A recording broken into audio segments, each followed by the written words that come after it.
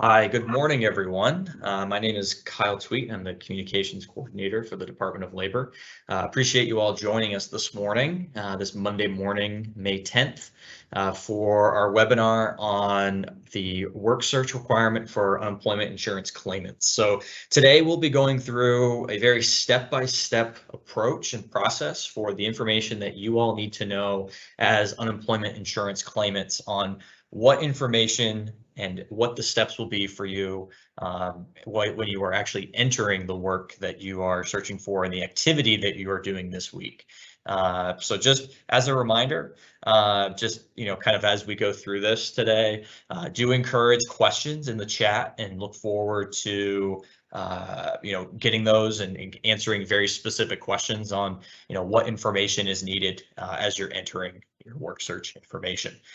So again, today, as with all of our past presentations, today's presentation will be recorded and we'll be adding that as a link to our YouTube channel. I'll be providing the link a little bit later on in today's presentation. Under our work search page, there's actually links to all of our past webinars on work search, as well as our few of our future, all of our future webinars and town halls with representatives from our unemployment insurance divisions, with links again to past presentations on our YouTube channel. So again, just kind of how today will flow. We'll have a speaker from our unemployment insurance division who I'll introduce in just one second. But again, just in terms of how today will flow, do encourage questions in the chat. Basically how that works is you all submit questions, I review them and add and publish them. So what's helpful for me as the moderator and for our speaker who will be jumping on in just a second, is if you can review those questions that are already in the chat, and you can actually have the ability to give those a thumbs up, and which means that we'll be filtering questions by how important they are, if you will, to all of you. So essentially, if you can just like questions, if you want to hear them answered, that would be helpful for us.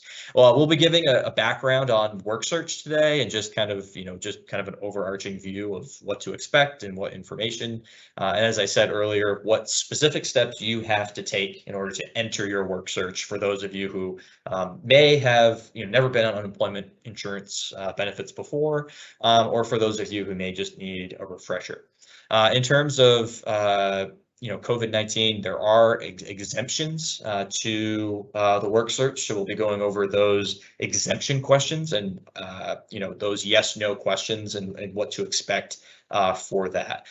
And then also in terms of the information that you specifically need for your job contacts as well when you're entering your work search. So just as again, please feel free to ask any and all questions during today's presentation. Again, just wanted to say I'll turn this over to Deb Bruce from our unemployment insurance division in just one second.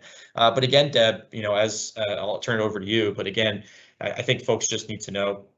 Obviously, work search was reinstated on May 9th, which was yesterday, but they don't actually have to do anything other in terms of entering the information, in terms of the reporting aspect until next week. So this week is really about that work search activity. So with that, Deb, I will turn it over to you to walk us through the presentation. Great. Hello, everyone. My name is Deb Bruce. I'm with the Department of Labor, Unemployment Insurance and Wages Division. And as Kyle said at the beginning, I'm going to be the representative to take you through the work search requirements and how to capture and report that information when you file your weekly claim. So to repeat briefly what Kyle just said, we reinstated the work search requirement on the 9th, which was yesterday. And that means that for your work search activities, you will be conducting these activities this week. You will not report your work search information until you go to file your claim, and that begins as early as Sunday the 16th. So again, you're capturing your work search information during the claim week, and you report it when it's time to file that week's claim. the following week. And this information must be entered online through the claimant portal. And you can, yep, thank you, Kyle. So the very first step is logging into the claimant portal. The quickest way to get there is from the Department of Labor's main website. And on that page, you'll find the quick links section. And right near the top is the link to file your weekly unemployment claim. And so again, that's where you want to begin this process. Information that you'll want to be capturing or taking down for your work search information, I'll go over those specific areas. You'll want to log the date of your contact.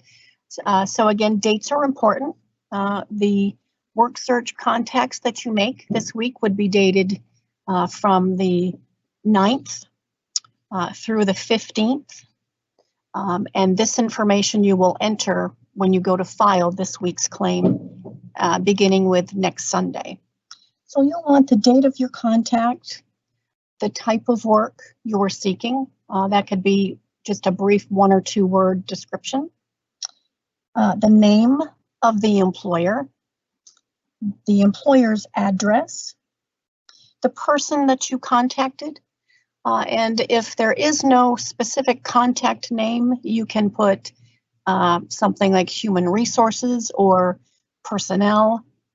If you are responding to an online job search engine such as Indeed or Monster, oftentimes there will be a job ID or something in the application field to identify the job that you're applying for. And lacking any of those types of specific things that you can jot down, just put the name of the engine. So if it was through Indeed.com, you can put Indeed as the contact person. So there's a little bit of flexibility when you're using some of these online job search engines. We would like a phone number as well, and then the method of contact. And you will indicate whether that was in person, through a resume, a telephone call, or email. And then lastly is the result of your job contact. And that may be interview, or you're still waiting to hear back. That's a very common result. Oftentimes, once you've made the contact, you won't really have a result for some time later. So it's okay to put waiting or pending in that field. Okay, and the work search questions, these are all yes and no questions. There are 8 basic questions plus our exemption questions, which we're going to go over right now. And so the specific COVID exemption questions are as follows. Have you been instructed by a healthcare provider to quarantine due to COVID-19? Have you been instructed by a healthcare provider to not return to work because you have a serious health condition and returning to work at this time poses a significant risk due to COVID-19? Are you the primary caregiver for a child whose child care is unavailable as a direct result of COVID-19? Are you the primary caregiver for a child who is attending virtual or remote school as a direct result of COVID-19? Are you caring for a family member who has been instructed by a healthcare provider to quarantine due to COVID-19? And it's very important to bear in mind that more than one of these may apply. So it's okay to answer yes to one or all of these questions. And again, be thinking very carefully about how the question is worded. And if it does in fact apply to you, if you answer yes to any of these questions, you are exempted from having to enter specific work search information, and you will be bypassed for the page with the work search information. And as things develop, we'll provide more information and any clarifiers on these questions. Any information as it comes in, we'll be making sure to update claimants and providing information on our website. Okay, so again, the minimum requirement for contacts is 3 each week.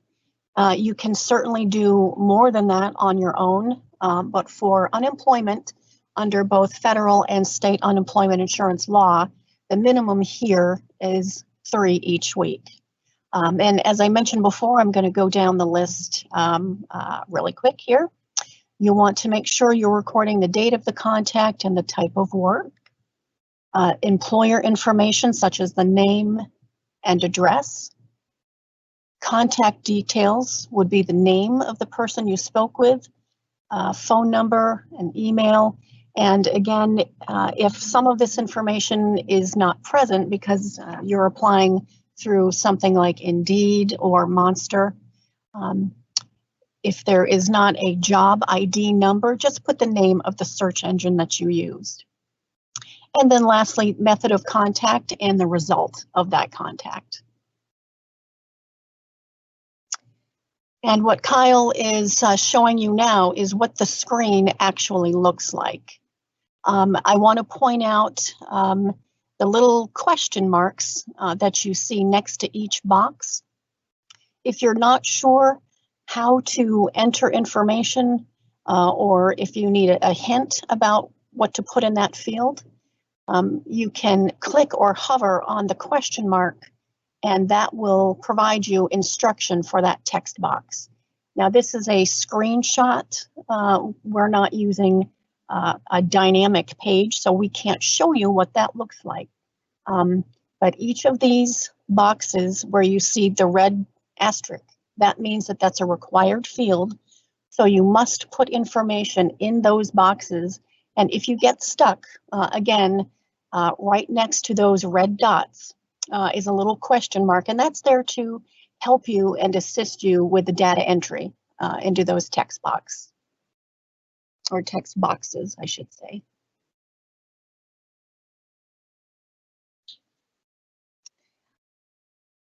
Okay, and another reminder that these questions are going to be asked of you each week, and you will complete them each week and answer every single one of those questions as they apply to you for that week that you are filing for.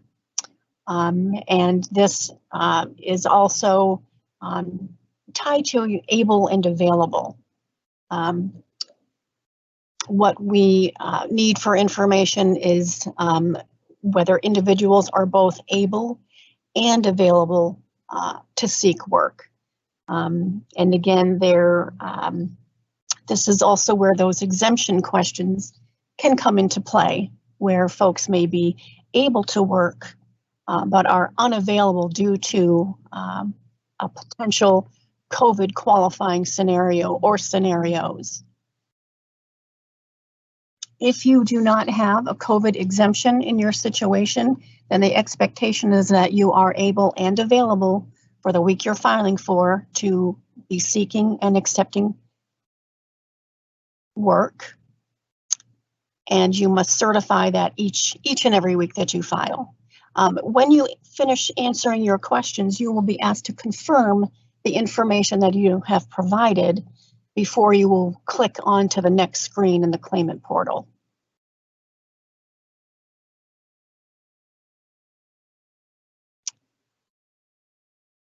Okay, and by not completing your work search information, that can have an impact on your eligibility for benefits. Able and available is a week-to-week eligibility, and by not performing a work search, if you are required to perform one, that may cause an issue on your unemployment claim and potentially the possibility to repay benefits or receive penalty weeks on your unemployment insurance claim. So it's very important that you are completing this each week that you file for benefits for unemployment.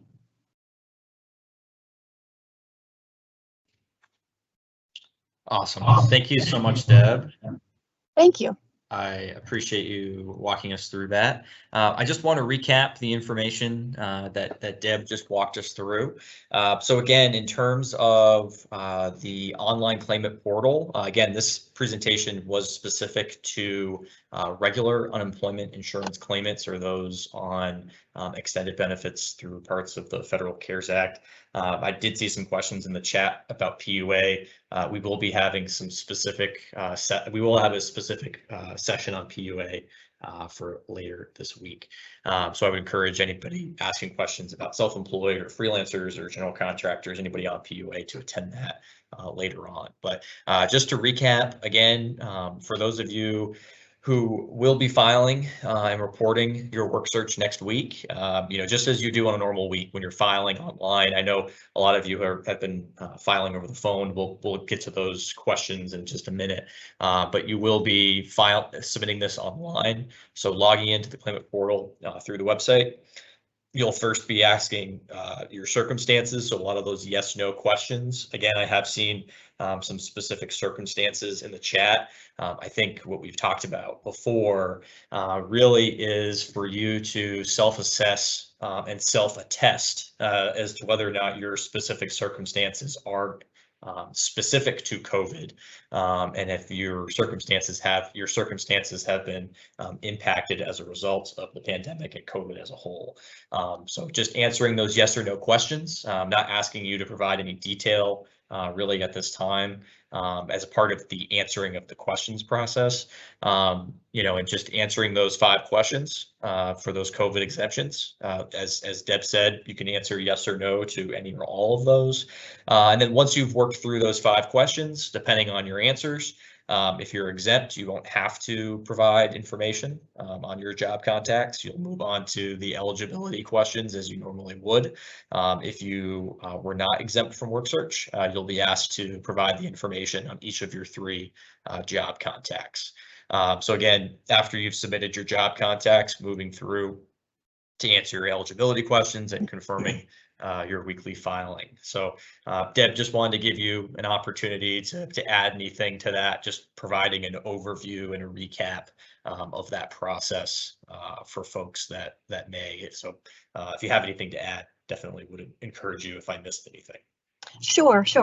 One other thing I did not speak to earlier is that to better prepare yourself for filing each week, it's a good idea to make sure that you've gathered all of this information together before you actually start the process of filing the actual weekly claim. There is a timeout for each page. It's quite lengthy. It's 30 minutes for each page, so that is quite a long time, but it is possible if you start the process of entering information and then step away to go find information or a phone number, it's possible to time out when you're filing, and then you would basically have to start all over.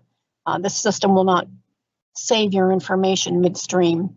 So it's a good idea to be jotting down this information in one place and keeping it for later reference.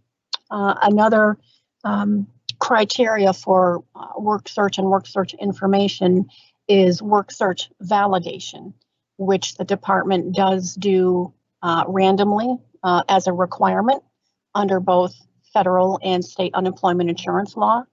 At this time, we will not be doing that immediately, but that will change in the future. So it's very important to be keeping your weekly work search information somewhere where you can obtain it rather easily in the event you are later asked to validate your work search information to the department.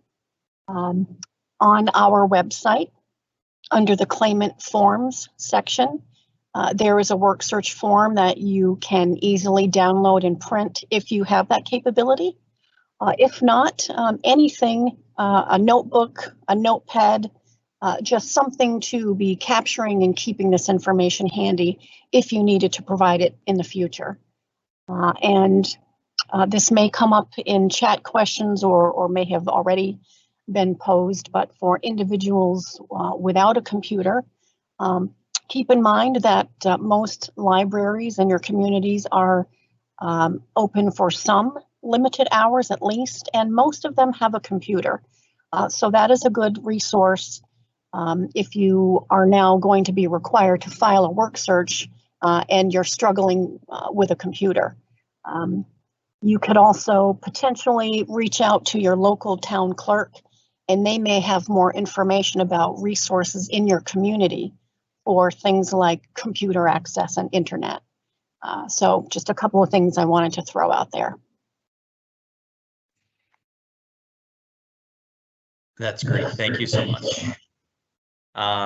So I do want to pivot over to questions. Before we do that, I just want to remind folks that today's presentation has been recorded. I know we've gone through a lot of information in only about 20 minutes, so appreciate you all bearing with us, and we'll do our best to answer as many questions today as we can. For those of you who want to go back and review, feel free to search the Vermont Department of Labor on YouTube or go to our website at labor.vermont.gov. You can subscribe to our channel on YouTube. You can go to our website and also just click on the specific links. We should have this recording up before the end of the day today. Just as a reminder, this process is not anything that you have to worry about for this week, which is because we talked today specifically about the reporting of work search. This week is really about the actual work search activity. So Deb, I'm just going to go down through the questions again, just for those of you who are going through and typing your questions into the chat. I'm trying to add them in as we go through. But if you see a question in the chat, I would encourage you to go back through and like the questions, because that's how the most liked questions is kind of the process for how we'll go through the questions for Deb today. So Deb, the first question is from Sarah, and I think you actually talked to this, but I think it's a good point to reinforce. When applying for a position online, whether it be through Indeed, Glassdoor, I know Vermont Job Link as well as the requirement for unemployment insurance claimants. Who do you enter as a contact person when entering work search activity? Most online applications don't provide a contact name. So I know you actually talked about this, but I think it's, as I said, a good point to reinforce. Yes. Thank you very much for the question, Sarah. When using one of the example websites that you provided in your question, if there is not a specific recruitment number or alphanumeric identifier for that particular posting that you can reference, the best thing to do is just reference the name of the site or that particular job search engine that you are using. So if it was through Indeed.com, you can just put Indeed.com in that field as the contact person. Great. Let's see here. Noah asks, I've been hired for a position, but it does not start until September. Do I still need to show weekly job search progress? Deb, I know Cameron has talked to this in some of our previous sessions. In terms of a return to work date, I think that obviously is something that we've talked about. As I mentioned, Cam has spoken to in previous sessions. I believe it was 10 weeks from your initial claim. I know certainly there's other sorts of activities, but the goal of unemployment insurance obviously is to get you back to full-time employment. So I don't know, Deb, if you have anything to add in terms of Noah's question, or we can certainly refer him back to some of our previous sessions as well. I think this question, and thank you for that question, Noah, may require a little bit more clarification internally. That is correct that the 10-week waiver begins from the date of the initial claim filing, but with the across-the-board exemption of work search having been in place for such a long time, What we need to verify is there going to be a starting date from which we will start to pick up the 10-week going forward? And that is something that I'm not sure of at this time, so we would need to get some more information on that. But that being the case, with the question still a little bit up in the air, Noah, the answer would be yes. You would still need to be conducting a work search if you wish to continue to file up until the start date of your new position. And if that ends up to not be the case, your claim information would be updated and you would then be exempted going forward. So if you are able to send us a little bit more information, we can do some research and provide some better clarity on your question. Yeah, Deb, I do just want to add that we are, just brought it up here, we are having a couple more sessions like our previous work search town halls starting tomorrow for work search exemptions, part-time employees, and suitable work. So that's tomorrow at 12:30. And then we'll also have a work search town hall specific to PUA claimants on Wednesday for those who may be impacted. Deb, I do want to pivot. I have seen a lot of questions in the chat popping up about claimants who have not been over the last few weeks, months, what have you, to actually file online for whatever reason, and they've been, whether it's calling our claimant assistance center or filing through I believe it's the IVR, but the automatic assistance line. I just didn't know if you could provide. I know we are telling people that, and we are letting everyone know that they will be able to file online, because that will be part of the requirement to submit their work search information online. So just didn't know if you could address those questions. Have not necessarily one of the most liked questions, but have seen that kind of popping up as we've been talking today. So just wanted to address that for folks. Yes. With the work search requirement now back in place as of the 9th, information must be entered through the online portal, as there is not a mechanism through the automated telephone system to provide that information. And so that's why many folks will see the requirement for them to switch the method in which they've been filing from calling in each week to actually migrating themselves to the online claimant portal. And again, that's due to functionality. There's no mechanism for the phone to intake any sort of work search information. Great. Let's see. I do want to just let folks know too that we are focusing today on more of the step-by-step process for entering a work search. So those of you asking questions about, do I have to take a specific job, or, relating on salary, or, the type of work that's available, I would encourage you to check out our past sessions. The recordings are on our website, as well as tomorrow's session, where we'll be getting a little bit more into that, whether it's return to work dates or whatnot. Just kind of looking through again, Deb, I think there's still a lot of questions that I've seen about Matt asks when I've applied or sent in a resume online, many times a contact phone number isn't listed. So what should we do in respect to unemployment filing? So again, going back to those, I'm just going to scroll back up to the information that we're asking for. So I know you mentioned if a contact person's name isn't available, but what would be your suggestion, whether if it's an email address or a phone number? What's your best suggestion for individuals who may not just have a complete, I guess, list of all the information that's available if they're applying online? Okay, let's see. So not having a phone number listed is not all that unusual. We do tend to see that sometimes for the Indeed.com type of work search engines that are out there. In the absence of any phone number, what individuals can do is put all 9s in the phone number field. And that would be, for example, 999-999-9999. So that's a workaround if there isn't any telephone number listed. Because that is a required field, that's a workaround that you can use to have information in that field so you can proceed to the next page. Great.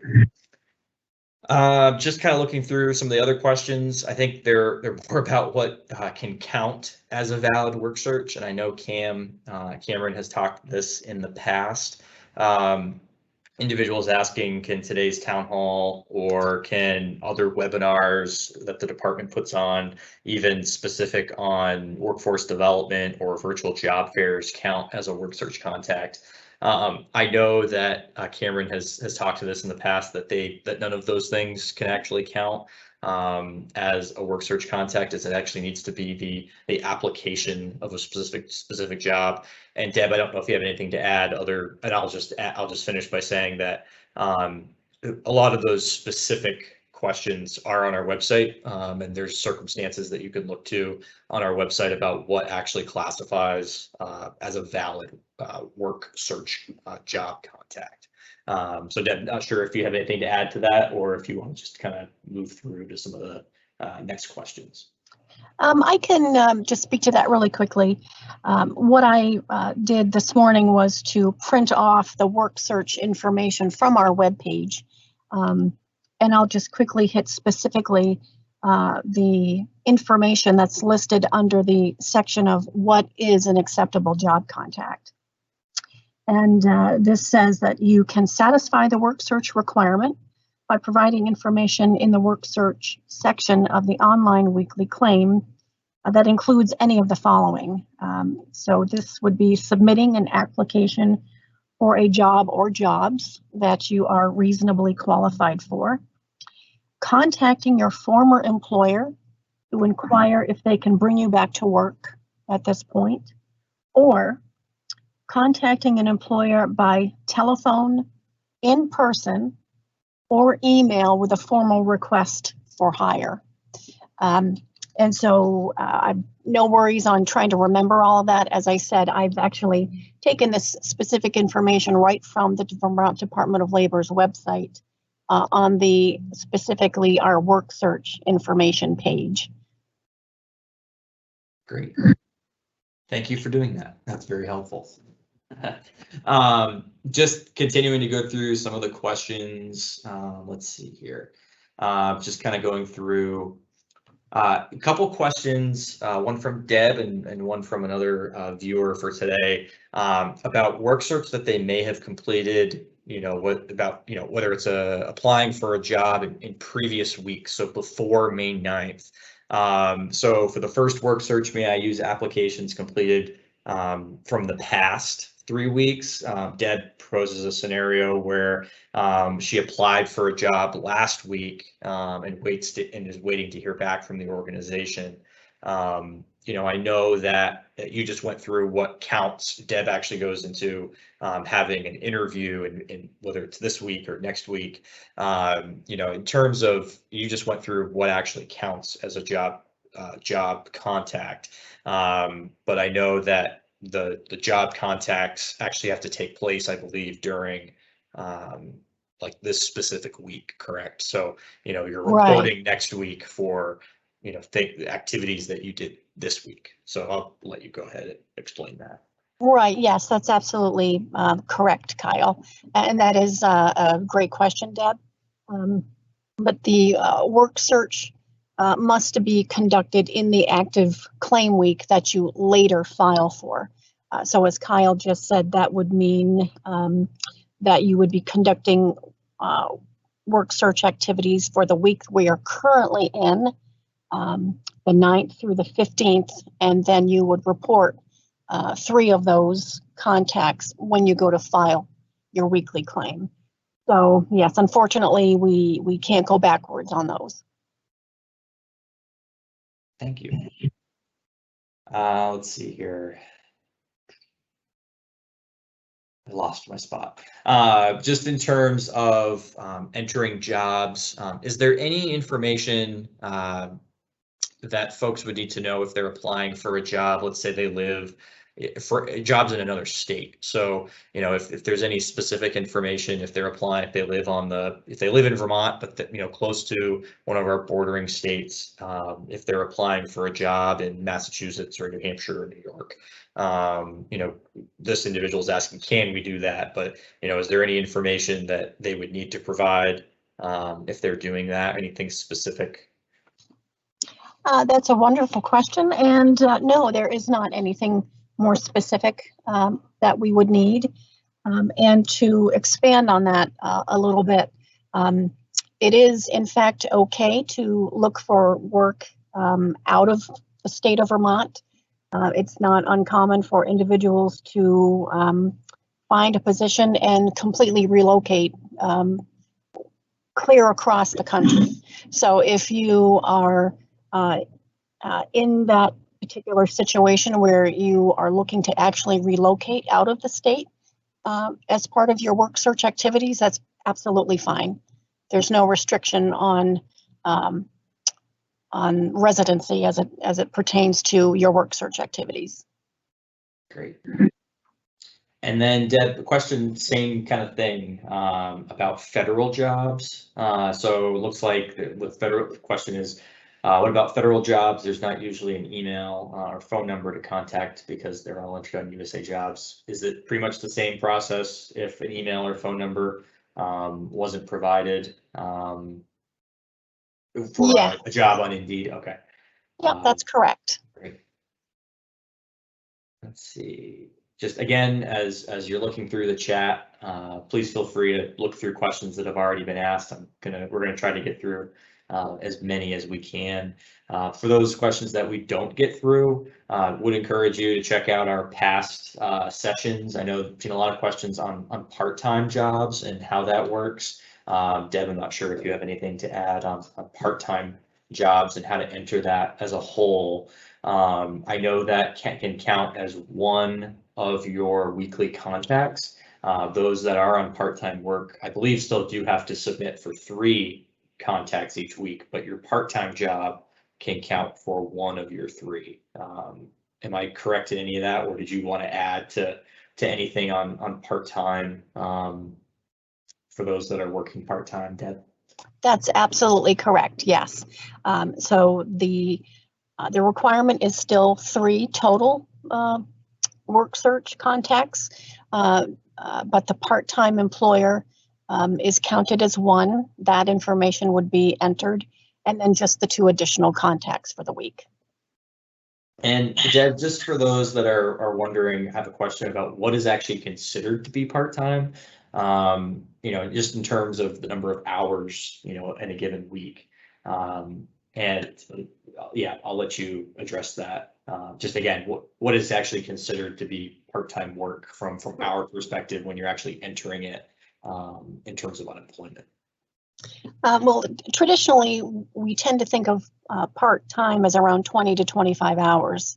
But essentially, if an individual is working less than 35 hours in any given week, then under unemployment insurance program rules, that individual would be considered underemployed and would be still potentially eligible for benefits. So there isn't really a specific legal definition necessarily, just that if you are working less than 35 hours, you can still potentially receive a partial benefit for the claim week that you're filing for. Yes, thank you. Sorry, I was coughing and didn't want to have that on audio. And so there was a question about part-time work and how many hours, or in order to still receive the federal $300 benefit. That $300 benefit, and Deb, please feel free to correct me, I believe is if you receive $1 of unemployment insurance benefits from the state, you do still get that extra $300 as a part of the benefits coming from the federal government through the Federal Pandemic Unemployment Compensation, PUC. So again, if you're receiving any benefits from the state, you would still be, in theory, obviously all other eligibility questions all you have to answer all your other eligibility questions. You would still be able to receive the extra $300. That's right. Yep. Correct. Great. Let's see. And Deb, I think we have about 15, 20 more minutes here. So just wanted to try to get to a few more questions before we wrap for today. Just kind of looking through, let's see here. Again, just some continued questions about the online portal being fixed, so we can file. I've had trouble for my past few weeks of not accepting my PIN, and I've had to call. Again, just, I think you've talked about that already, but I know our teams are working on getting some of that fixed. And I know also that it is very much dependent on individual claimants and their circumstances as well. Correct. Any problems experienced with the online filing itself? If you are attempting to enter information and it's just not working, individuals can still, of course, speak to an agent by phone to try and troubleshoot what might be going on. One tool that the department has on its side is a test filing portal, and we use that in concert when speaking with folks by phone to try and help walk them through what's happening. And oftentimes it could be a formatting issue with a text field or some other thing that is actually tends to be minor. So we do have that ability to troubleshoot certain filing problems. And if we do, however, encounter a situation where the portal does not seem to be working, then we can still take claim information, and you will still be required to provide your work search information to the department. But we, certainly will approach things on a case-by-case basis if there are actual filing problems. Great, thank you. I do just want to encourage folks, again, just reminding you that today's presentation has been recorded. That'll be up. I have the link up for our YouTube channel. It'll be up directly on YouTube as well as on our website. I do just want to encourage people as well to check out our website again for continued information that we'll be updating. I know as well we're going to be sending emails directly to claimants as well. Again, today's presentation really is about the specifics, that information you'll need to know when you are submitting for a work search. Again, happy to look into some of the other things as we go into some of the other sessions. Deb, do have a question here.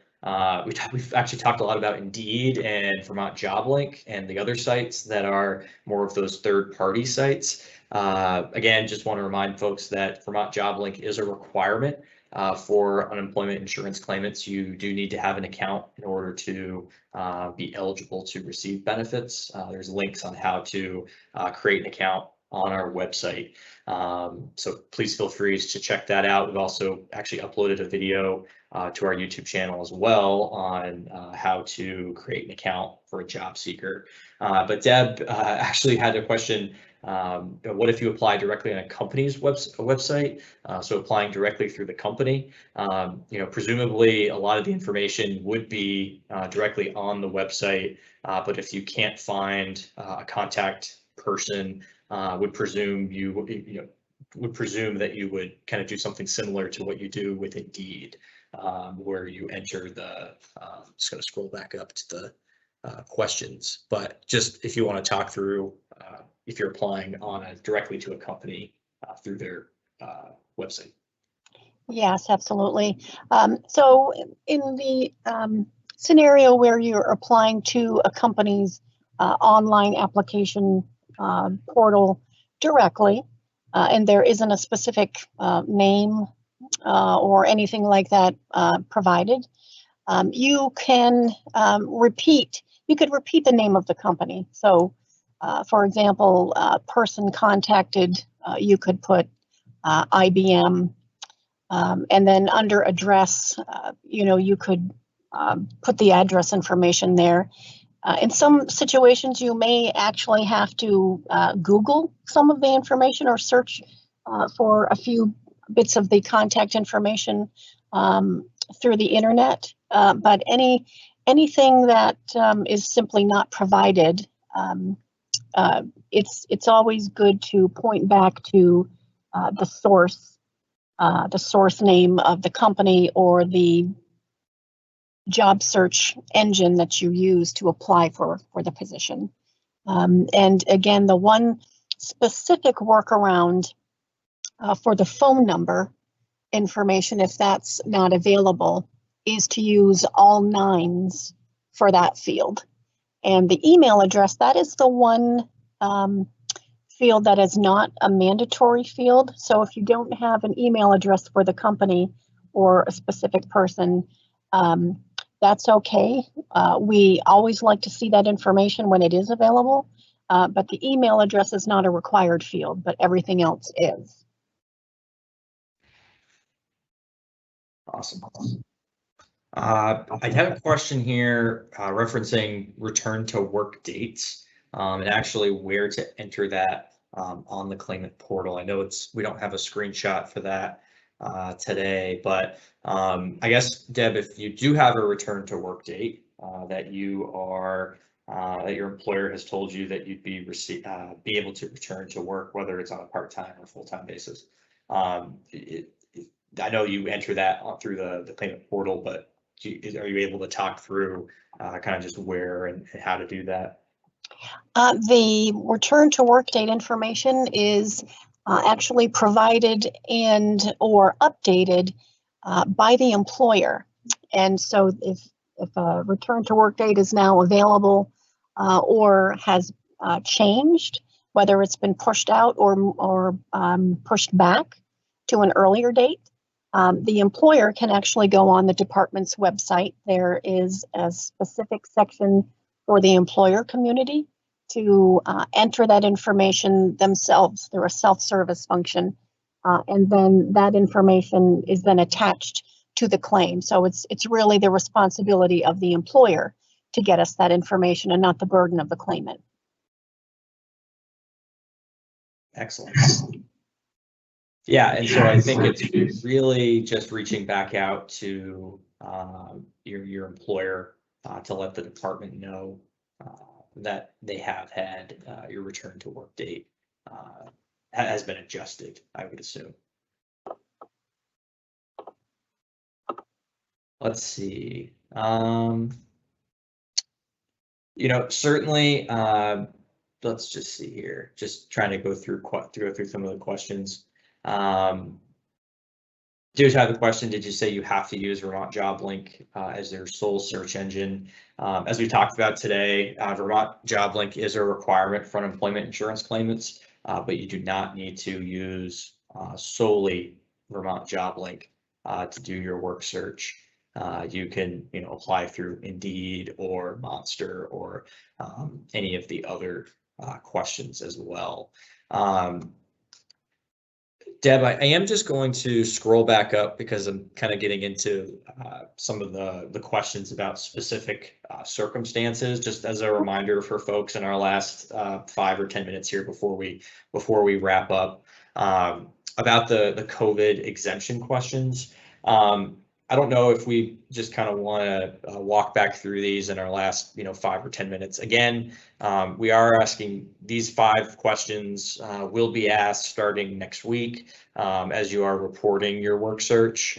So again, maybe we can just take these last 5 or so minutes to just kind of go over, just remind folks of what these questions are. We kind of went through them kind of quickly at the beginning. So just maybe we can just kind of read back through these for those who may have joined late or may have missed one of the questions. So we'll just have you kind of read through the questions, and we can talk about a little bit more of kind of what they'll have to do as they're entering their weekly filings. Okay, that sounds great.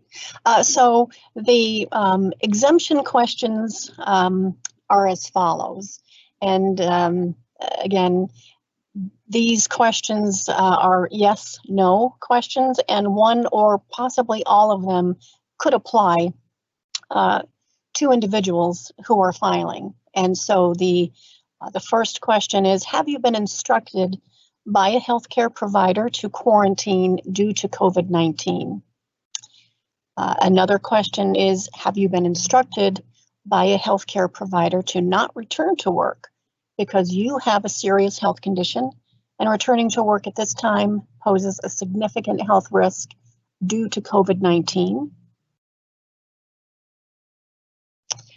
The next question is, are you the primary caregiver for a child whose childcare is unavailable as a direct result of COVID-19? The next question is, are you the primary caregiver for a child who is attending virtual or remote school as a direct result of COVID-19?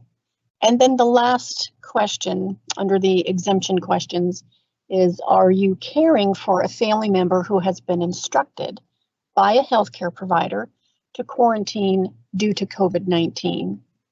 So any one of those or some, possibly all of those, could be at play in your situation. Now, at this time, as we are just starting to roll out both the work search and working through the exemptions, we are not asking for proof of these situations at this time, but that would likely change at some point in the future. So just be keeping that in mind, that you may be asked to provide some type of information that verifies one or more of these exemption scenarios. Great. Thank you, Deb. I did see one question that I wanted to address really quick because it was on the type of work field. Actually, in here in the weekly filing and the information they'd have to provide. Question was simply, can you explain the type of work field?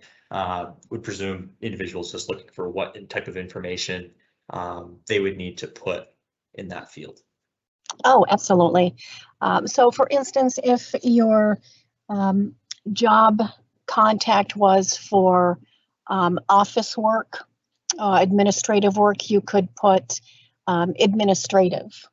If you are in the construction field or a carpenter or do painting or those sorts of things, you could simply put painting, carpentry, laborer, basically just one or two, maybe three descriptors to just give an idea of the type of work that was applied for. Great. So just want to, as we kind of wind down here in the last few minutes, Just want to remind folks that today's presentation was recorded. You'll be able to access that through the department's YouTube channel, as well as on our website. We'll also be coming out with more information as the claimant portal is updated, with whether it's questions or fine tuning in coming weeks. So we may even have a step-by-step just how to enter for with each screen, coming soon, but wanted to at least provide you with the information that you would need to have when entering your work search starting next week, as well as what information to keep track of as you are conducting your work search activities, really starting yesterday, today, and until Friday. So again, a lot more information to come on this specifically and as a work search as a whole. Again, would encourage you to check out our website at labor.vermont.gov. You can click on any of the work search links that are on our website, including tomorrow's virtual town hall session, work search exemptions, part-time employees and suitable work. I had seen a couple questions about explaining, what it is specifically that, suitable work is today. And I think we'll really be getting into that, what it is that you're qualified for and salary and all of those types of things, and how even our workforce development division can assist with that as you are kind of going through your work search, your job search, and even the reemployment process as a whole. So just again, as a reminder, tomorrow at 12:30, tomorrow is Tuesday, May 11th at 12:30, we'll be going through that with Cameron Wood, our Director of Unemployment Insurance. And then on Wednesday, like I had said earlier, I did see a lot of questions about freelance work and those claimants who are on PUA. So again, that's your self-employed, independent contractors, those folks, and even people who didn't necessarily qualify for regular unemployment insurance.